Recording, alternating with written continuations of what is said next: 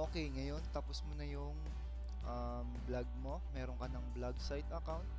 Ang gagawin naman natin ngayon ay kung paano ka magkakaroon ng iyong free domain name. Okay? So basically, yung domain name ay ito yun. Papalitan natin yung blogspot.com na to. Okay, ng iyong free domain name. So paano yon? Ganito, mag-open ka ulit ng iyong browser. And then type mo lang dyan ay freenom.com.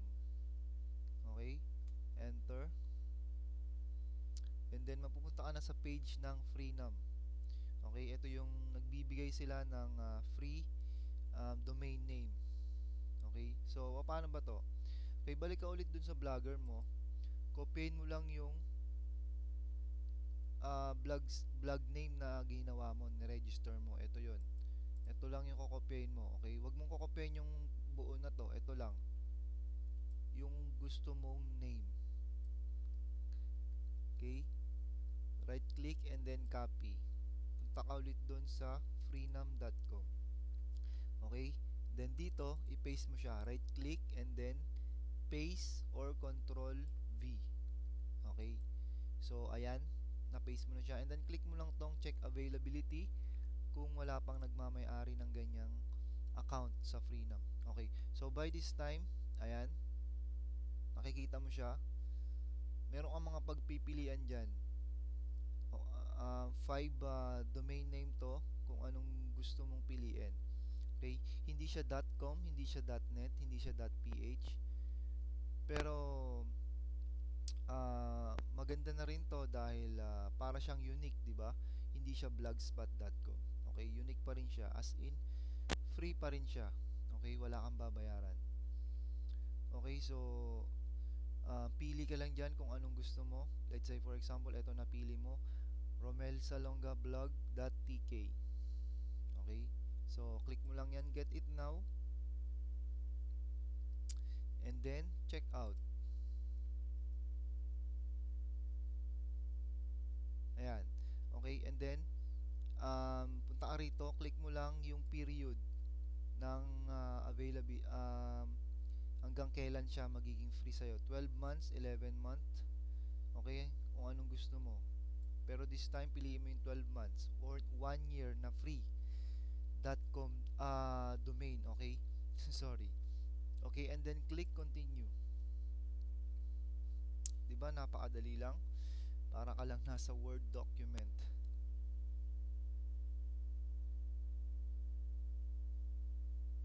Okay.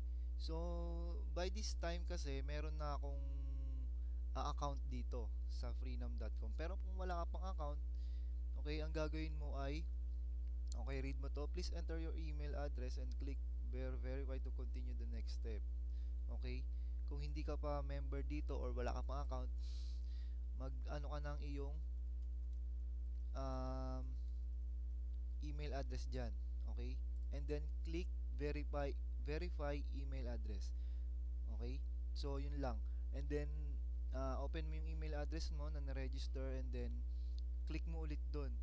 Yung may link doon na ibibigay sila sa'yo, click mo yun, then mapupunta ka sa page ng um, parang form. May fill upan ka. Okay? By this time, member na kasi ako dito, magla-login lang ako. Okay? Para ma-register ko yung domain name na yan. Okay?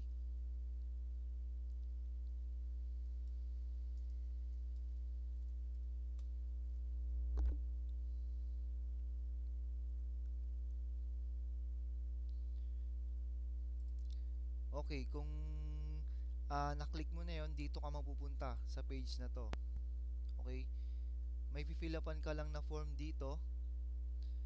Kumpletuhin mo lang yung form na yan and then click mo lang tong check mo lang to and then complete order.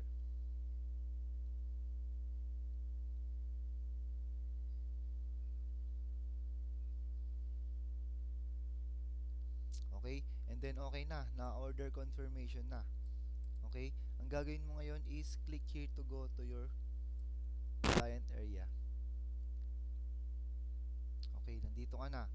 And then click domain, my domain, and then click kung ano yung inano mo kanina, na-register mo, nasaan na yun? Okay, ito yung na-register ko kanina.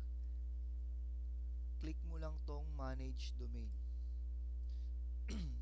Basically, i-register natin yung domain mo para maging customize yung domain name mo. Mapapalitan yung blogspot.com ng .tk. Okay? So, manage Freenom DNS. Ang DNS is domain name settings. Okay. So, mapupunta ka na dito. Paano ang gagawin mo? Okay? So, maglala and ituturo ko na sa inyo. Okay, ang gagawin mo ay balik ka dun sa iyong Blogger account. Okay? Kung saan ka gumawa ng iyong blog. Hanapin mo yung blog na ginawa mo. Let's say for example, ito yung ginawa mo na blog. Click mo lang tong down arrow na to. And then punta ka sa settings. Okay, i-register na natin yung domain na ginawa mo. And then nasa settings ka na, hanapin mo lang yung set up a third party URL for your blog. Click mo yan and then type mo rito yung domain na ni-register mo kanina sa freenom.com. Balik ka doon. Okay, ito yun. Gagawin mo, ikakopy mo lang siya. Control A, copy. And then balik ka ulit sa blogger mo. And then paste mo rito. Pero lalagyan mo muna siya ng www. Ganyan. And then Control V or right click paste. Okay, nandyan na siya. Okay? So next, click mo lang yung save. Okay. Kita mo naglabas siya ng error. Ito ngayon yung gagawin natin sa freenom.com. Okay? Kokopy mo tong www. Okay? Copy. Balik ka ulit sa Freenom. And then dito sa record, okay, type mo rito yung CNAME. Click mo CNAME. Okay? Make sure na CNAME lang siya. And then yung first name, paste mo dyan yung www. Yan yung first name. Sa second name target, balik ka ulit doon. Copy mo tong word na to. Okay? Dali lang siya, 'di ba? Paste and then save changes.